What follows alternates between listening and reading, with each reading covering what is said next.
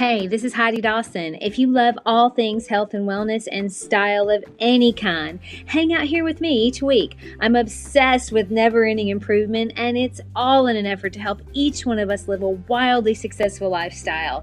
Subscribe today so you don't miss a thing. Hi guys, welcome to episode 179 of the Wildly Successful Lifestyle Podcast. I am so excited right now because our back deck is almost completely done. And I love just looking at it and thinking about all the fun we're going to have out there. It's a good feeling, isn't it? To love where you live and look forward to just enjoying time there. Are you making sure that your home is a place you get excited to come home to? I hope so.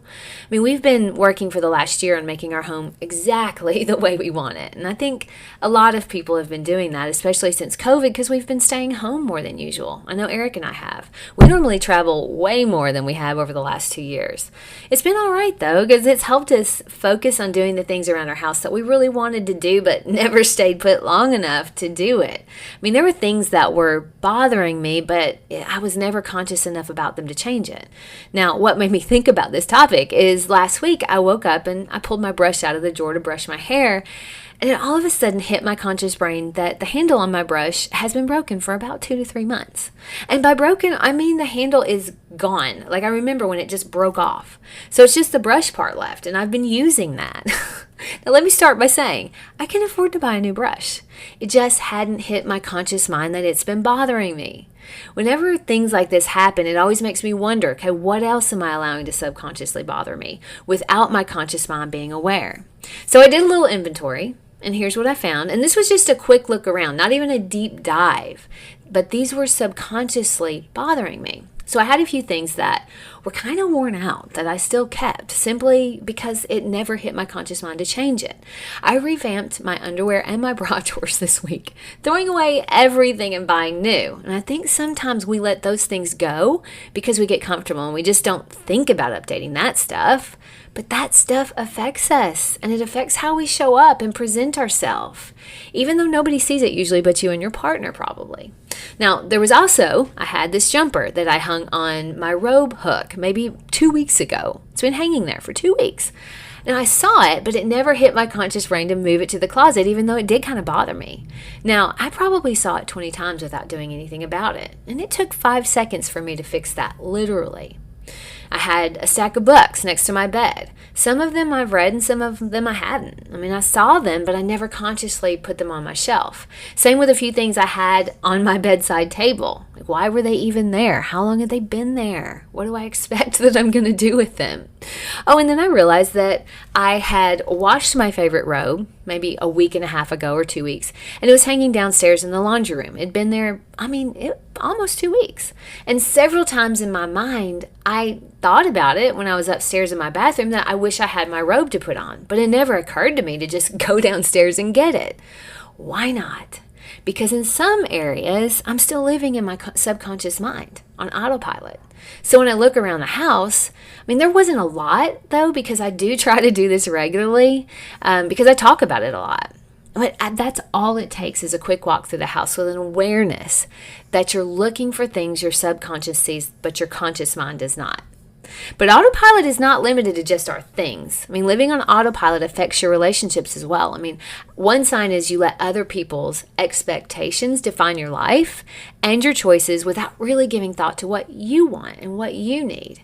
Now, I became aware recently when I was doing one of these mental inventories that sometimes I agree to do things I don't want to do, and it really doesn't serve me to do it.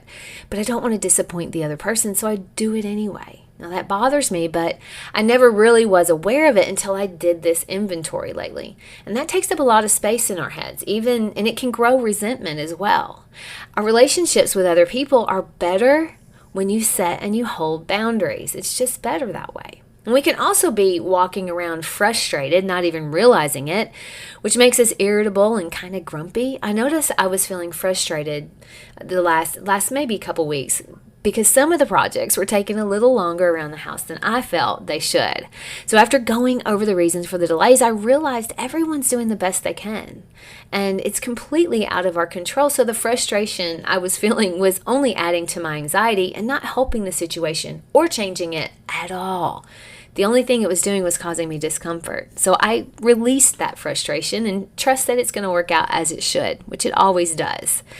Now, you can also tell if you live most of your life on autopilot if you've kind of stopped challenging yourself. Maybe you feel bored with your life and every day feels the same, kind of like that movie Groundhog Day. I mean, we think we want to be comfortable, and our autopilot brain even encourages that.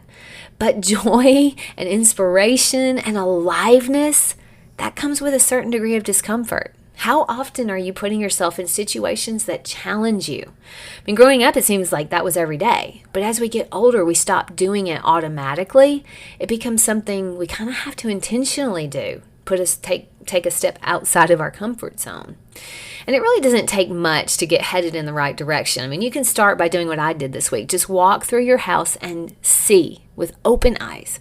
Really see what your subconscious sees that bugs you and take immediate action to fix it. Like my husband ordered a new brush on Amazon and got here a few days ago. So now that's not bugging me anymore. I moved my robe upstairs into my bathroom and I hung the jumper in my closet instead of leaving it on the robe hook. Literally, these things took under 5 minutes and freed my brain from those nagging thoughts altogether. It really can be that easy. I mean, the awareness of your thoughts around other people, though, that's a little harder, but also very doable. When I'm put in a situation where I want to say no, I'm learning to just say no. And I don't even have to give a reason. We do not have to have a reason. We don't have to constantly explain ourselves. And if I find myself feeling frustrated about a person or a situation, I take a moment and I ask myself why. I mean, is it my issue? What role am I playing in it? I mean, am I putting the needs and expectations of others before my own self and then feeling resentment? I mean, is the frustration with myself for some reason? The frustration, what is it telling me? Do I need to do something? You see, self-awareness and the ability to recognize when you're creating problems unnecessary for yourself, it's so crucial to have self-awareness. I mean, living a life of intention and joy takes awareness and a little discomfort. Now, my challenge to you this week is to simply walk around one room, the one you spend the most time in, and really see the space as your subconscious sees it. And take immediate action to fix anything that is subconsciously bothering you. It'll probably take you less than 5 minutes. I mean, I fixed 3 things in under 5 minutes.